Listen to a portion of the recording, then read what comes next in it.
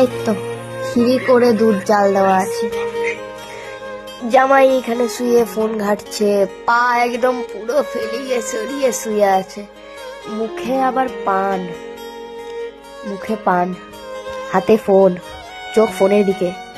শাশুড়ি ক্ষীর করে দুধ জাল দিয়ে গেল, 3 বেলা চিকেন মাছ দিয়ে ভাত, তাও বউ হাতে তুলে খাইয়ে দিচ্ছে, নিজেকে হাতে তুলে খেতেও হচ্ছে না। মেয়েদের শ্বশুর বাড়ি কেন এমনি হয় না?